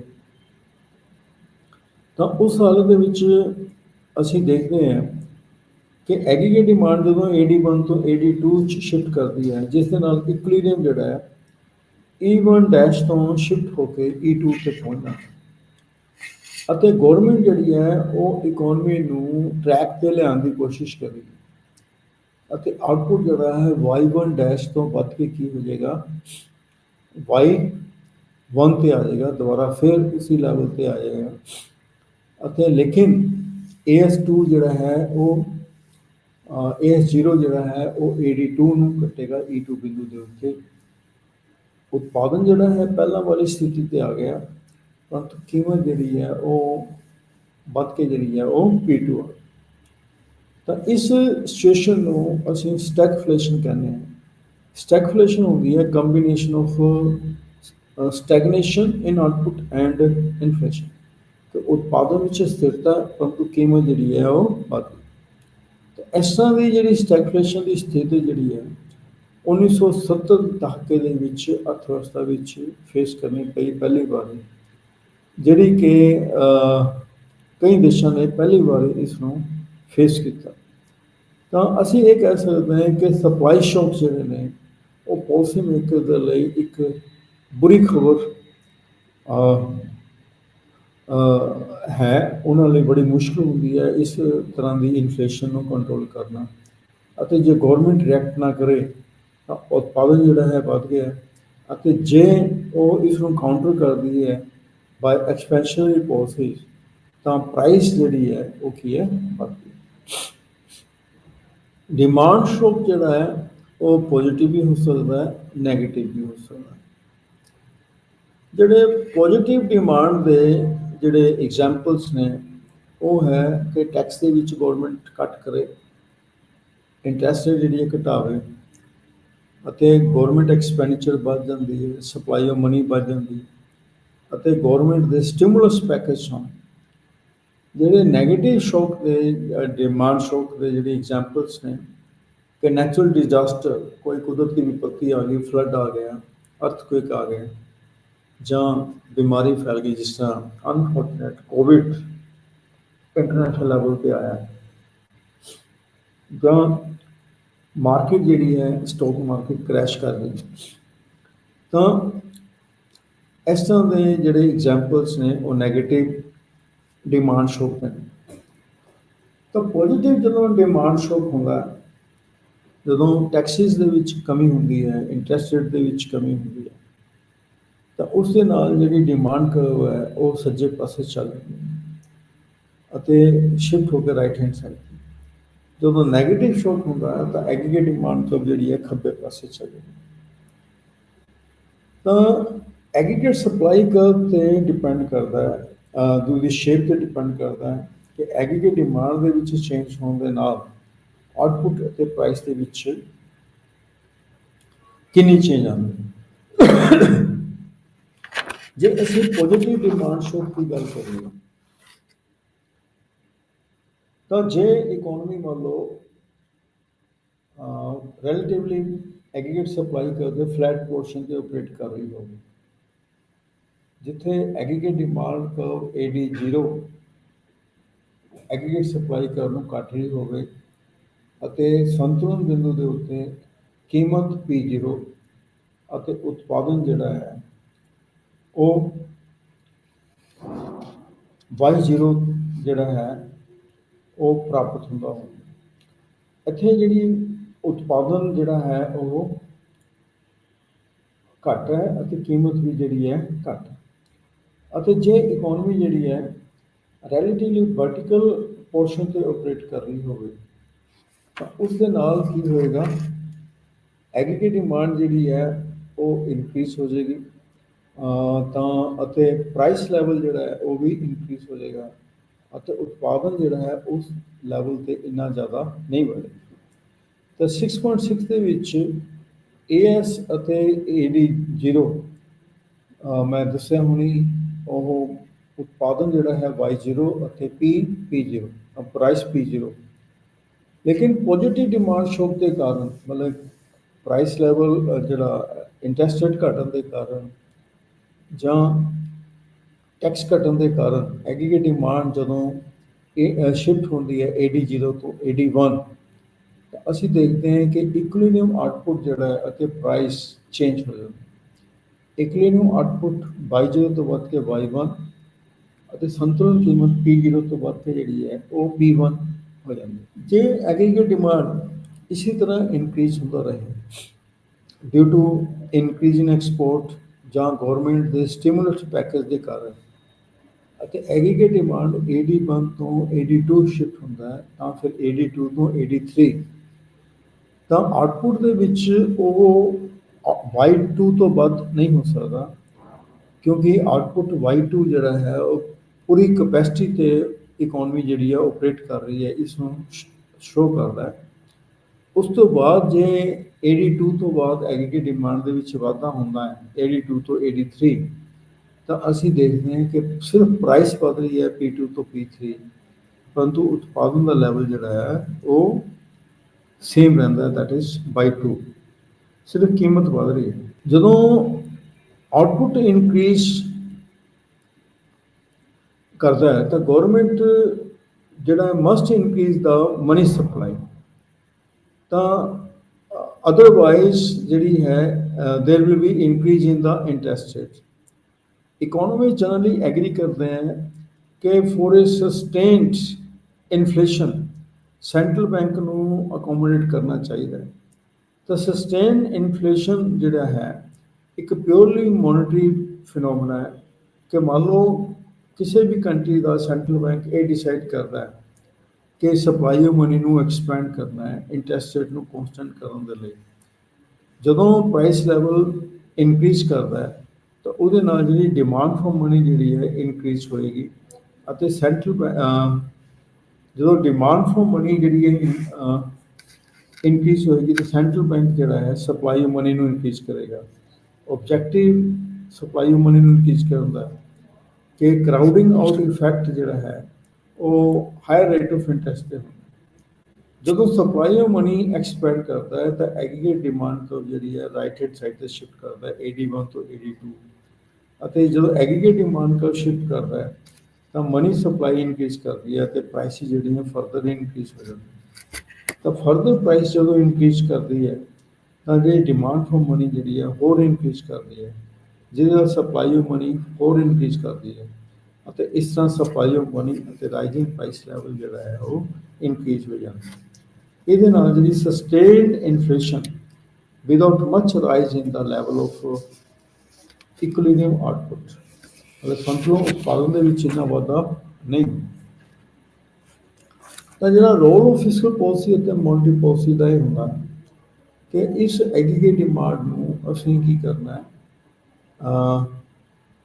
ਇਨਕਰੀਜ਼ ਹੋਣ ਤੋਂ ਰੋਕਣਾ ਹੈ ਬਾਏ ਦਾ ਯੂਜ਼ਿੰਗ ਦਾ ਪਾਲਿਸੀ ਇੰਸਟਰੂਮੈਂਟਸ। ਜਦੋਂ economy near full employment level 'ਤੇ ਆਪਰੇਟ ਕਰ ਰਿਹਾ ਹੋਵੇ ਤਾਂ ਗੌਰਮੈਂਟ ਨੂੰ ਕੰਟੈਕਸ਼ਨਰੀ ਫਿਸਕਲ ਪਾਲਿਸੀ ਅਤੇ ਕੰਟੈਕਸ਼ਨਰੀ ਮੋਨਟਰੀ ਪਾਲਿਸੀ ਨੂੰ ਅਡੋਪਟ ਕਰਨਾ ਪਏਗਾ ਅਤੇ ਐਕਸਪੈਂਡੀਚਰ ਜਿਹੜੇ ਘਟਾਉਣੇ ਪੈਣਗੇ ਅਤੇ ਟੈਕਸ ਦਾ ਰੇਟ ਜਿਹੜਾ ਵਧਾਉਣਾ ਪਏਗਾ ਅਤੇ ਰੇਟ ਆਫ ਇੰਟਰਸਟ ਜਿਹੜਾ ਹੈ ਇਨਕਰੀਜ਼ ਕਰਨਾ ਪਏਗਾ। ਜਦੋਂ ਇਕੋਨਮੀ ਘੱਟ ਉਤਪਾਦਨ ਦੇ ਲੈਵਲ 'ਤੇ ਆਪਰੇਟ ਕਰ ਰਿਹਾ ਹੋਵੇ ਤਾਂ ਗੌਰਮੈਂਟ ਨੇ ਐਗਰੀਗੇਟ ਡਿਮਾਂਡ ਨੂੰ ਇਨਕਰੀਜ਼ ਕਰਨਾ ਹੁੰਦਾ ਹੈ by increasing the public expenditure. The recent time ਦੇ ਵਿੱਚ during 2020 ਜਦੋਂ ਇਕਨੋਮੀ ਜਿਹੜੀ ਹੈ ਜਾਂ ਵਰਲਡ ਇਕਨੋਮੀ ਜਿਹੜੀ ਹੈ ਕੋਵਿਡ-19 ਦੇ ਵਿੱਚ ਜਿਹੜੀ ਹੈ ਪਾਸ ਕਰ ਰਹੀ ਸੀ, ਮਹਾਮਾਰੀ ਦਾ ਸਮਾਂ ਸੀਗਾ, ਤਾਂ ਗੌਰਮੈਂਟ ਕਈ ਕੰਟਰੀ ਦੇ ਕਈ ਕੰਟਰੀਜ਼ ਦੀ ਜਿਹੜੀ ਗੌਰਮੈਂਟਸ ਨੇ ਉਹਨਾਂ ਨੇ ਸਟਿਮੂਲਸ ਪੈਕੇਜ ਜਿਹੜੇ ਅਡਾਪਟ ਕੀਤੇ ਅਤੇ ਆਬਜੈਕਟਿਵ ਇਹ ਸੀਗਾ ਕਿ ਉਸ ਹਾਲਤ ਦੇ ਵਿੱਚ ਕੁੱਲ ਮੰਗ ਦੇ ਵਿੱਚ ਕੀ ਕਰਨਾ ਹੈ, ਵਾਧਾ ਕਰਨਾ। ਤਾਂ ਅਸੀਂ ਅੱਜ ਇਹੀ ਕਰਨਾ ਸੀ। ਹੁਣ ਜੋ ਵੀ ਅਸੀਂ ਕੀਤਾ ਹੈ ਉਸਨੂੰ ਥੋੜ੍ਹੇ ਸ਼ਬਦਾਂ ਦੇ ਵਿੱਚ ਅਸੀਂ ਰਿਵਾਈਜ਼ ਕਰੀਏ। ਅਸੀਂ ਪਹਿਲਾਂ ਇਹ ਕਿਹਾ ਕਿ ਐਗਰੀਗੇਟ ਡਿਮਾਂਡ ਜਿਹੜਾ ਗੁਡਸ ਮਾਰਕੀਟ ਅਤੇ ਮਨੀ ਮਾਰਕੀਟ ਦੇ ਕਲੀਅਰੈਂਸ ਸ਼ੋ ਕਰਦਾ ਹੈ ਅਤੇ ਐਗਰੀਗੇਟ ਸਪਲਾਈ ਕਰਵ ਜਿਹੜੀ ਹੈ ਪ੍ਰਾਈਸ ਅਤੇ ਆਊਟਪੁੱਟ ਦੇ ਡਿਫਰੈਂਟ ਕੰਬੀਨੇਸ਼ਨਸ ਨੂੰ ਸ਼ੋ ਕਰਦੀ ਹੈ। ਜਿੱਥੇ ਦੋਨੋਂ ਕਰਵਸ ਇੱਕ ਦੂਜੇ ਨੂੰ ਕੱਟਦੇ ਹੈ ਉੱਥੇ ਸਾਨੂੰ ਸੰਤੁਲਨ ਇਨਕਮ ਅਤੇ ਉਤਪਾਦਨ ਦਾ ਪੱਧਰ ਜਿਹੜਾ ਹੈ ਪਤਾ ਲੱਗਦਾ। ਅਸੀਂ ਪਹਿਲਾਂ ਕੀਤਾ ਹੋਇਆ ਡਿਸਕਸ ਕਿ ਸ਼ੋਰਟ ਟਰਮ ਦੇ ਵਿੱਚ ਐਗਰੀਗੇਟ ਸਪਲਾਈ ਕਰਵ ਜਿਹੜੀ ਹੈ ਉਹ ਹੋਰੀਜ਼ੌਂਟਲ ਹੁੰਦੀ ਹੈ, ਲੌਂਗ ਰੇਂਜ ਵਰਟੀਕਲ ਅਤੇ ਮੀਡੀਅਮ ਟਰਮ ਦੇ ਵਿੱਚ ਇਹ ਅਪਵਰਡ ਸਲੋਪਿੰਗ ਹੁੰਦੀ। ਤਾਂ ਜੇ ਅਸੀਂ ਸ਼ੋਰਟ ਟਰਮ ਦੇ ਵਿੱਚ ਅਤੇ ਮੀਡੀਅਮ ਟਰਮ ਦੇ ਵਿੱਚ short term aggregate supply curve ਨੂੰ ਰਾਈਜ਼ਿੰਗ ਅਪਵਰਡ ਸਲੋਪਿੰਗ ਪੋਰਸ਼ਨ ਨੂੰ ਲੈ ਲਈਏ ਅਤੇ ਲੌਂਗ ਰਨ ਦੇ ਵਿੱਚ ਅਸੀਂ ਵਰਟੀਕਲ ਸਪਲਾਈ ਕਰਵ ਨੂੰ ਲਈਏ, ਤਾਂ ਸ਼ੋਰਟ ਟਰਮ ਦੇ ਵਿੱਚ ਪੈਨਲ ਏ 'ਚ ਅਸੀਂ ਦੇਖਦੇ ਹਾਂ ਕਿ SRAS ਅਤੇ ਐਗਰੀਗੇਟ ਡਿਮਾਂਡ ਈ ਬਿੰਦੂ ਤੇ ਕਰਦੇ ਪ੍ਰਾਈਸ P1 ਉਤਪਾਦਨ Y1 ਹੁੰਦਾ ਅਤੇ ਇਹਦਾ ਮਤਲਬ ਐਕਚੁਅਲ ਆਊਟਪੁੱਟ ਜਿਹੜਾ ਹੈ ਉਹ Y1 ਹੈ। ਤਾਂ ਲੌਂਗ ਰਨ ਦੇ ਵਿੱਚ ਜਿੰਨੀ ਇਕਨੋਮੀ ਦੇ ਵਿੱਚ ਪ੍ਰੋਡਕਸ਼ਨ ਕੈਪੈਸਿਟੀ ਹੁੰਦੀ ਹੈ ਤਾਂ ਇਹ long run aggregate supply curve aggregate demand curve ਨੂੰ F ਬਿੰਦੂ ਤੇ ਕਰਦੇ ਹੈ ਅਤੇ Y ਸਟਾਰ ਸ਼ੋ ਕਰਦੇ ਹੈ। ਉਤਪਾਦਨ ਜਿਹੜਾ ਹੈ ਉਹ ਸ਼ੋਰਟ ਰਨ ਦੇ ਨਾਲੋਂ ਜ਼ਿਆਦਾ ਅਤੇ ਕੀਮਤ ਕੀ ਹੈ, ਘੱਟ। ਇਹਦਾ ਮਤਲਬ ਲੌਂਗ ਰਨ ਦੇ ਵਿੱਚ ਜਿਹੜੀ ਕਪੈਸਿਟੀ ਹੈ ਪੈਨਲ ਏ ਸ਼ੋ ਕਰਦਾ ਉਹ ਜ਼ਿਆਦਾ ਅਤੇ ਸ਼ੋਰਟ ਰਨ 'ਚ ਘੱਟ। ਲੇਕਿਨ ਪੈਨਲ ਬੀ ਇਸ ਤੋਂ ਉਲਟ ਸ਼ੋ ਕਰਦਾ ਕਿ ਸ਼ੋਰਟ ਰਨ ਦੇ ਵਿੱਚ ਐਗਰੀਗੇਟ ਡਿਮਾਂਡ ਈ ਬਿੰਦੂ ਤੇ ਘਟ ਰਹੀ ਹੈ, ਉਤਪਾਦਨ Y1 ਉਤਪਾਦਨ ਜ਼ਿਆਦਾ ਐਕਚੁਅਲ ਆਊਟਪੁੱਟ, ਅਤੇ ਲੌਂਗ ਰਨ ਦੇ ਵਿੱਚ F ਬਿੰਦੂ ਤੇ ਸੰਤੁਲਨ ਹੈ ਤਾਂ ਜਿਹੜਾ ਪੋਟੈਂਸ਼ੀਅਲ ਆਊਟਪੁੱਟ ਹੈ Y ਸਟਾਰ ਇਹ ਘੱਟ ਹੈ ਅਤੇ ਕੀਮਤ ਕੀ ਹੈ ਜ਼ਿਆਦਾ।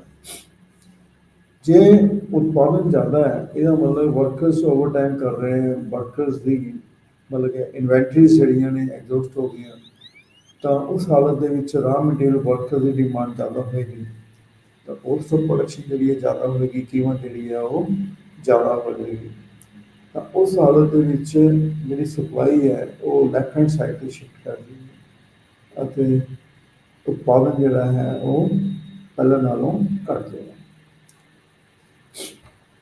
ਤਾਂ ਇਹ ਜਿਹੜਾ ਪੈਨਲ ਏ ਸਾਨੂੰ ਪੋਜ਼ੀਟਿਵ ਜਿਹੜਾ ਹੈ ਆਊਟਪੁੱਟ ਗੈਪ ਨੂੰ ਸ਼ੋ ਕਰਦਾ ਹੈ, ਕਿਉਂਕਿ ਆਊਟਪੁੱਟ ਗੈਪ ਕੀ ਹੁੰਦਾ ਹੈ, ਪੋਟੈਂਸ਼ੀਅਲ ਆਊਟਪੁੱਟ ਅਤੇ ਐਕਚੁਅਲ ਆਊਟਪੁੱਟ ਦਾ ਜਿਹੜਾ ਅੰਤਰ। ਪੋਟੈਂਸ਼ੀਅਲ ਆਊਟਪੁੱਟ ਜਿਹੜਾ ਹੈ ਉਹ ਜ਼ਿਆਦਾ ਹੈ ਅਤੇ ਐਕਚੁਅਲ ਆਊਟਪੁੱਟ ਜਿਹੜਾ ਹੈ ਉਹ ਘੱਟ ਹੈ ਪੈਨਲ ਏ ਦੇ ਵਿੱਚ, ਅਤੇ ਪੈਨਲ ਬੀ ਦੇ ਵਿੱਚ ਐਕਚੁਅਲ ਆਊਟਪੁੱਟ ਜ਼ਿਆਦਾ ਅਤੇ ਪੋਟੈਂਸ਼ੀਅਲ ਆਊਟਪੁੱਟ ਕੀ ਹੈ ਘੱਟ। ਲੌਂਗ ਰਨ ਦੇ ਵਿੱਚ ਅਸੀਂ ਦੇਖਦੇ ਹਾਂ 6.2 ਡਾਇਗਰਾਮ ਦੇ ਵਿੱਚ ਐਗਰੀਗੇਟ ਡਿਮਾਂਡ ਜਿਹੜੀ ਹੈ ਉਹ ਸ਼ੋਰਟ ਟਰਮ ਐਗਰੀਗੇਟ ਸਪਲਾਈ ਅਤੇ ਲੌਂਗ ਰਨ ਐਗਰੀਗੇਟ ਸਪਲਾਈ ਨੂੰ ਦੋਨਾਂ ਨੂੰ ਇੱਕੋ ਹੀ ਬਿੰਦੂ ਤੇ ਕੱਟ ਰਿਹਾ ਹੈ। ਇਹਦਾ ਮਤਲਬ ਸ਼ੋਰਟ ਰਨ ਦੇ ਵਿੱਚ ਅਤੇ ਲੌਂਗ ਰਨ ਦੇ ਵਿੱਚ ਜਿਹੜਾ ਸੰਤੁਲਨ ਉਤਪਾਦਨ ਹੈ ਉਹ Y ਸਟਾਰ ਹੈ ਅਤੇ ਕੀਮਤ ਜਿਹੜੀ ਹੈ P ਸਟਾਰ ਹੈ। ਇਹਦਾ ਮਤਲਬ ਜਿੰਨਾ ਪੋਟੈਂਸ਼ੀਅਲ ਆਊਟਪੁੱਟ ਹੈ ਉਨਾ ਹੀ ਐਕਚੁਅਲ ਆਊਟਪੁੱਟ ਹੈ।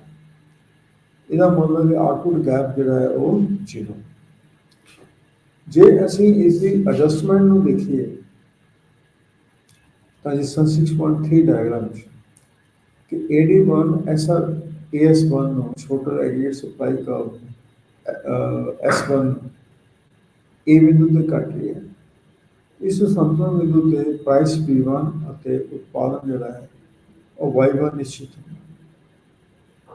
ਹੁਣ ਮੰਨ ਲਓ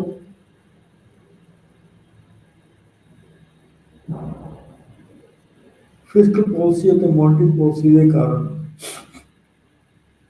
ਮਤਲਬ ਐਕਸਪੈਂਸ਼ਨਰੀ ਫਿਸਕਲ ਪਾਲਿਸੀ ਅਤੇ ਮੋਨਟਰੀ ਪਾਲਿਸੀ ਦੇ ਕਾਰਨ ਕੁੱਲ ਮੰਗ ਜਿਹੜੀ ਹੈ ਵੱਧ ਜਾਂਦੀ ਹੈ।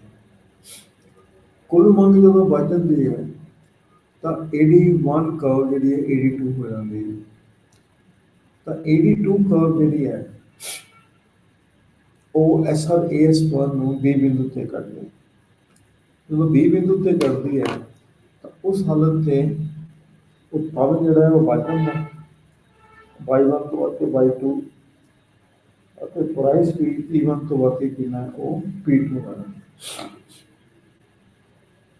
ਤਾਂ ਇਸ ਹਾਲਤ ਦੇ ਵਿੱਚ ਕਿਉਂਕਿ ਵਰਕਰਸ ਦੀ ਡਿਮਾਂਡ ਜਿਹੜੀ ਹੈ ਉਹ ਜ਼ਿਆਦਾ ਹੋ ਗਈ ਉਤਪਾਦਨ ਵਧਾਉਣ ਦੇ ਨਾਲ, ਕੀਮਤਾਂ ਵਧ ਗਈਆਂ, ਕੀਮਤ ਵਧਾਉਣ ਦੇ ਨਾਲ ਜਿਹੜੇ ਫਰਮਸ ਨੇ ਉਹ ਜ਼ਿਆਦਾ ਉਤਪਾਦਨ ਕਰਨਾ ਚਾਹੁੰਦੇ ਆ।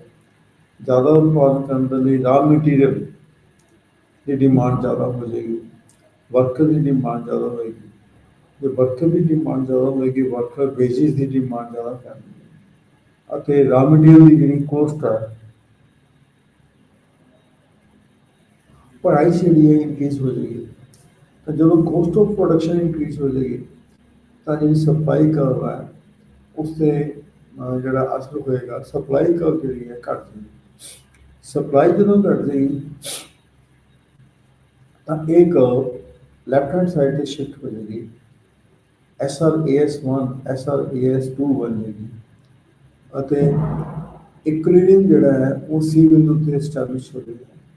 ਇਸ ਬਿੰਦੂ ਦੇ ਉੱਤੇ ਸ਼ਾਰਟ ਰਨ ਅਤੇ ਲੌਂਗ ਰਨ ਦੋਨੋਂ ਇੱਕ ਦੂਜੇ ਨੂੰ C ਬਿੰਦੂ 'ਤੇ ਕੱਟ ਰਹੇ ਹਨ ਅਤੇ ਜਿੰਨਾ ਐਕਚੁਅਲ ਉਤਪਾਦਨ ਹੈ ਉਨਾ ਹੀ ਪੋਟੈਂਸ਼ੀਅਲ ਆਉਟਪੁੱਟ ਹੈ। ਤਾਂ ਅਸੀਂ ਦੇਖਦੇ ਹਾਂ ਕਿ ਉਤਪਾਦਨ ਲੈਵਲ ਪਹਿਲਾਂ ਜੇ ਨਹੀਂ ਹੋ ਗਿਆ ਪਰੰਤੂ ਕੀਮਤ ਜਿਹੜੀ ਹੈ ਉਹ P2 ਤੋਂ ਵੱਧ ਕੇ ਕਿੰਨੀ ਹੋ ਗਈ P3। ਤਾਂ ਇਸ ਹਾਲਤ ਨੂੰ ਅਸੀਂ ਸਟੈਗਫਲੇਸ਼ਨ ਕਹਿੰਦੇ ਹਾਂ, ਜਦੋਂ ਉਤਪਾਦਨ ਸੇਮ ਹੋਵੇ ਪਰੰਤੂ ਕੀਮਤ ਜਿਹੜੀ ਹੈ ਉਹ ਵੱਧ ਜਾਏ।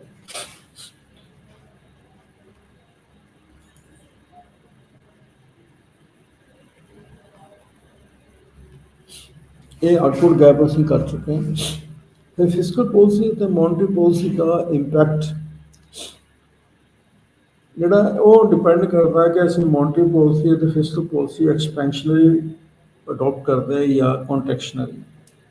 ਅਸੀਂ ਡਿਸਕਸ ਕਰ ਚੁੱਕੇ ਹਾਂ ਆਲਰੇਡੀ ਕਿ ਕੰਟੈਕਸ਼ਨਰੀ ਫਿਸਕਲ ਪਾਲਿਸੀ 'ਚ ਐਕਸਪੈਂਡੀਚਰ ਇਨਕਰੀਜ਼ ਹੋ ਜਾਂਦਾ, ਟੈਕਸ ਰੇਟ ਘੱਟ ਜਾਂਦਾ ਅਤੇ ਕੰਟੈਕਸ਼ਨਰੀ ਫਿਸਕਲ ਪਾਲਿਸੀ 'ਚ ਇੰਟਰਸਟ ਜਿਹੜਾ ਟੈਕਸ ਵੱਧ ਜਾਂਦਾ ਅਤੇ ਖਰਚ ਜਿਹੜਾ ਹੈ ਗੌਰਮੈਂਟ ਘਟਾ ਦਿੰਦੀ ਹੈ ਅਤੇ ਐਕਸਪੈਂਸ਼ਨਰੀ ਮੋਨਟਰੀ ਪਾਲਿਸੀ 'ਚ ਇੰਟਰਸਟ ਰੇਟ ਘੱਟ ਜਾਂਦਾ, ਮਨੀ ਸਪਲਾਈ ਵੱਧ ਜਾਂਦੀ ਹੈ ਅਤੇ ਕੰਟਰੈਕਸ਼ਨਰੀ ਮੋਨਟਰੀ ਪਾਲਿਸੀ 'ਚ ਜਿਹੜੀ ਹੈ ਉਹ ਇੰਟਰਸਟ ਰੇਟ ਵੱਧ ਜਾਂਦਾ ਹੈ ਅਤੇ ਮਨੀ ਸਪਲਾਈ ਜਿਹੜੀ ਹੈ ਉਹ ਘੱਟ ਜਾਂਦੀ ਹੈ। ਹੁਣ ਜੇ 6.4 ਪੈਨਲ ਏ 'ਚ ਅਸੀਂ ਦੇਖਦੇ ਹਾਂ ਕਿ ਰੈਲੇਟਿਵਲੀ ਫਲੈਟਰ ਪੋਰਸ਼ਨ 'ਤੇ ਐਗਰੀਗੇਟ ਸਪਲਾਈ ਕਰਦੇ ਫਲੈਟਰ ਪੋਰਸ਼ਨ 'ਤੇ ਇਕੋਨਮੀ ਆਪਰੇਟ ਕਰ ਰਹੀ ਹੈ। AD1 ਅਤੇ AS E1 ਬਿੰਦੂ 'ਤੇ ਘਟ ਰਿਹਾ ਹੈ। ਸੰਤੁਲਨ ਕੀਮਤ P1 ਅਤੇ ਉਤਪਾਦਨ Y0 ਹੁੰਦਾ ਹੈ। ਜੇ ਗੌਰਮੈਂਟ ਐਕਸਪੈਂਸ਼ਨਰੀ ਪਾਲਿਸੀ ਨੂੰ ਅਡੋਪਟ ਕਰਦੇ ਤਾਂ ਐਗਰੀਗੇਟ ਡਿਮਾਂਡ ਕਰਵ ਜਿਹੜੀ ਹੈ ਵੱਧ ਜਾਂਦੀ ਹੈ ਅਤੇ ਇਕੁਇਲੀਬਰੀਅਮ E1 ਤੋਂ ਸ਼ਿਫਟ ਹੋ ਕੇ E2 ਹੋ ਜਾਂਦਾ ਹੈ ਅਤੇ ਅਸੀਂ ਦੇਖਦੇ ਹਾਂ ਕਿ E2 ਬਿੰਦੂ 'ਤੇ ਕੀਮਤ P1 ਤੋਂ ਵੱਧ ਕੇ P2, ਉਤਪਾਦਨ Y0 ਤੋਂ ਵੱਧ ਕੇ Y1 ਹੋ ਜਾਂਦਾ ਹੈ। ਤਾਂ ਕੀਮਤ ਵਿੱਚ ਵਾਧਾ ਘੱਟ ਅਤੇ ਉਤਪਾਦਨ ਵਿੱਚ ਵਾਧਾ ਕੀ ਹੈ ਜ਼ਿਆਦਾ ਹੈ। ਅਤੇ ਜੇ ਇਕੋਨਮੀ ਰੈਲੇਟਿਵਲੀ ਵਰਟੀਕਲ ਪੋਰਸ਼ਨ 'ਤੇ ਆਪਰੇਟ ਕਰ ਰਹੀ ਹੋਵੇ, ਜਿਸ ਤਰ੍ਹਾਂ AD1 ਪੈਨਲ ਵਿੱਚ ਅਸੀਂ ਦੇਖਦੇ ਹਾਂ ਉਹ ਐਗਰੀਗੇਟ ਸਪਲਾਈ ਕਰਵ ਨੂੰ E1 ਬਿੰਦੂ 'ਤੇ ਕੱਟਦੀ ਹੈ। ਇਸ 'ਤੇ ਕੀਮਤ P1, ਉਤਪਾਦਨ Y0 ਨਿਸ਼ਚਿਤ ਹੁੰਦਾ ਹੈ। ਹੁਣ ਜੇ ਐਕਸਪੈਂਸ਼ਨ ਪਾਲਿਸੀ ਗੌਰਮੈਂਟ ਅਡੋਪਟ ਕਰਦੀ ਹੈ, ਐਗਰੀਗੇਟ ਡਿਮਾਂਡ ਵੱਧ ਜਾਂਦੀ ਹੈ ਅਤੇ E2 ਇਕੁਇਲੀਬਰੀਅਮ ਬਿੰਦੂ ਦੇ ਉੱਤੇ ਪ੍ਰਾਈਸ ਵਿੱਚ ਵਾਧਾ ਜਿਹੜਾ ਹੈ ਉਹ ਜ਼ਿਆਦਾ ਹੈ ਤੇ ਉਤਪਾਦਨ ਵਿੱਚ ਵਾਧਾ ਕੀ ਹੈ, ਘੱਟ।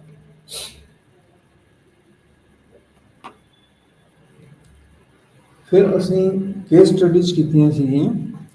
ਕੇਸ ਸਟੱਡੀ ਦੇ ਵਿੱਚ ਅਸੀਂ ਪਹਿਲਾਂ ਸਪਲਾਈ ਸ਼ੌਕ ਦੀ ਗੱਲ ਕੀਤੀ ਸੀ। ਅਸੀਂ ਡਿਸਕਸ ਕੀਤਾ ਸੀ ਕਿ ਜਦੋਂ ਕੱਚੇ ਤੇਲ ਦੀ ਕੀਮਤਾਂ 70 ਦੇ ਵਿੱਚ ਵੱਧ ਗਈਆਂ, ਤਾਂ ਕੱਚੇ ਤੇਲ ਦੀਆਂ ਕੀਮਤਾਂ ਵਧਣ ਦੇ ਕਾਰਨ ਬੈਲੈਂਸ ਆਫ ਪੇਮੈਂਟ ਪੋਜੀਸ਼ਨ ਕਈ ਕੰਟਰੀਜ਼ ਦਾ ਉਹ ਡਿਸਪਲਿਨ ਹੋ ਗਿਆ, ਅਨਫੇਵਰੇਬਲ ਹੋ ਗਿਆ, ਅਤੇ ਕੋਸਟ ਆਫ ਪ੍ਰੋਡਕਸ਼ਨ ਜਿਹੜੀ ਹੈ ਵੱਧ ਗਈ। ਕੋਸਟ ਆਫ ਪ੍ਰੋਡਕਸ਼ਨ ਵਧਣ ਦੇ ਨਾਲ ਜਿਹੜੀ ਸਪਲਾਈ ਹੈ ਉਹ ਕੀ ਹੈ, ਘੱਟ ਗਈ।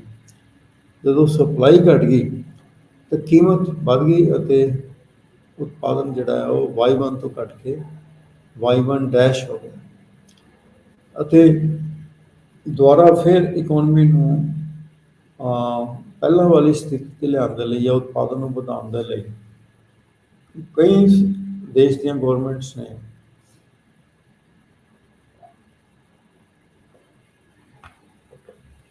ਐਕਸਪੈਂਸ਼ਨਰੀ ਪਾਲਿਸੀਜ਼ ਨੂੰ ਅਡੋਪਟ ਕੀਤਾ, ਜਿਸ ਦੇ ਨਾਲ ਕੁੱਲ ਮੰਗ ਵਧ ਗਈ AD1 ਤੋਂ AD2, ਅਤੇ AD2 ਜਿਹੜੀ ਕਰਵ ਹੈ ਉਹ AS0 ਕਰਵ ਨੂੰ E2 ਬਿੰਦੂ ਤੇ ਕੱਢਦੀ ਹੈ। ਉਤਪਾਦਨ ਜਿਹੜਾ ਹੈ ਪਹਿਲਾਂ ਜਿੰਨਾ ਹੋ ਗਿਆ Y1, ਅਤੇ ਕੀਮਤ ਜਿਹੜੀ ਹੈ ਵੱਧ ਗਈ। ਮਤਲਬ ਇਸ ਨੂੰ ਅਸੀਂ ਸਟੈਗਫਲੇਸ਼ਨ ਕਹਿ ਦਿੰਦੇ ਹਾਂ। ਕਈ ਇਕੋਨਮੀ ਨੇ ਫਸਟ ਟਾਈਮ ਸਟੈਗਫਲੇਸ਼ਨ ਜਿਹੜਾ ਹੈ ਉਹਨਾਂ ਨੂੰ ਫੇਸ ਕੀਤਾ ਕਿ ਉਤਪਾਦਨ ਨਹੀਂ ਵਧ ਰਿਹਾ, ਪਰੰਤੂ ਕੀਮਤਾਂ ਦੇ ਵਿੱਚ ਵਾਧਾ ਜਿਹੜਾ ਹੈ ਉਹ ਹੋ ਰਿਹਾ। ਫਿਰ ਦੂਸਰੀ ਜਿਹੜਾ ਕੇਸ ਸਟੱਡੀ ਅਸੀਂ ਡਿਸਕਸ ਕੀਤਾ ਸੀ, ਦੈਟ ਇਜ਼ ਦਾ ਡਿਮਾਂਡ ਸ਼ੌਕ। ਤਾਂ ਜੇ ਐਕਸਪੈਂਸ਼ਨਰੀ ਫਿਸਕਲ ਪਾਲਿਸੀ ਅਤੇ ਮੋਨਟਰੀ ਪਾਲਿਸੀ ਦੇ ਕਾਰਨ ਐਗਰੀਗੇਟ ਡਿਮਾਂਡ ਵਿੱਚ ਵਾਧਾ ਰੈਲੇਟਿਵਲੀ ਫਲੈਟਰ ਪੋਰਸ਼ਨ 'ਚ ਹੁੰਦਾ, ਤਾਂ ਕੀਮਤ ਵਿੱਚ ਵਾਧਾ ਘੱਟ, ਉਤਪਾਦਨ ਵਿੱਚ ਵਾਧਾ ਜ਼ਿਆਦਾ। ਜੇ ਰੈਲੇਟਿਵਲੀ ਵਰਟੀਕਲ ਪੋਰਸ਼ਨ 'ਚ ਹੁੰਦਾ ਐਗਰੀਗੇਟ ਸਪਲਾਈ ਦੇ ਕੁੱਲ ਮੰਗ ਵਿੱਚ ਵਾਧਾ, ਤਾਂ ਕੀਮਤ ਵਿੱਚ ਵਾਧਾ ਜ਼ਿਆਦਾ ਅਤੇ ਉਤਪਾਦਨ ਵਿੱਚ ਵਾਧਾ ਘੱਟ। ਜਾਂ ਜੇ ਫੁੱਲ ਕਪੈਸਿਟੀ ਲੈਵਲ 'ਤੇ ਇਕੋਨਮੀ ਆਪਰੇਟ ਕਰਨੀ ਹੋਵੇ ਤਾਂ ਸਿਰਫ ਕੀਮਤ ਵਿੱਚ ਵਾਧਾ ਹੁੰਦਾ, ਉਤਪਾਦਨ ਵਿੱਚ ਵਾਧਾ ਜਿਹੜਾ ਹੈ ਉਹ ਨਹੀਂ ਹੁੰਦਾ। ਜਿਸ ਤਰ੍ਹਾਂ AD0 curve aggregate supply curve ਨੂੰ ਜਿਸ ਬਿੰਦੂ 'ਤੇ ਕਰਦੀ ਹੈ, ਉੱਥੇ ਪ੍ਰਾਈਸ P0 ਅਤੇ ਉਤਪਾਦਨ ਜਿਹੜਾ ਹੈ Y0 ਨਿਸ਼ਚਿਤ ਹੁੰਦਾ। ਜਦੋਂ ਐਗਰੀਗੇਟ ਡਿਮਾਂਡ ਜਿਹੜੀ ਹੈ AD0 ਤੋਂ ਵੱਧ ਕੇ AD1 ਹੋ ਜਾਂਦੀ ਹੈ, ਉਤਪਾਦਨ ਵੱਧ ਕੇ Y1, ਕੀਮਤ P1 ਹੋ ਜਾਂਦੀ ਹੈ।